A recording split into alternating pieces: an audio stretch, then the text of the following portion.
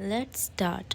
Fishing at the river. Last week, Naim and Hattie went to the river nearby. They went there by bicycle. They bought their fishing rods and baits. At the river, they found a perfect spot and sat down. They put the bats and started fishing. While fishing, they chatted about school. Suddenly, Harry caught a fish.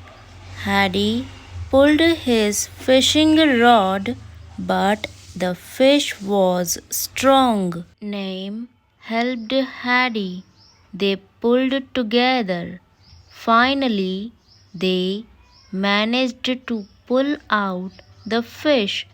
It was very big. They laughed happily. After catching a few fish, they felt hungry, so they stopped and ate lunch. Their mother had prepared sandwiches for them. Then they went home.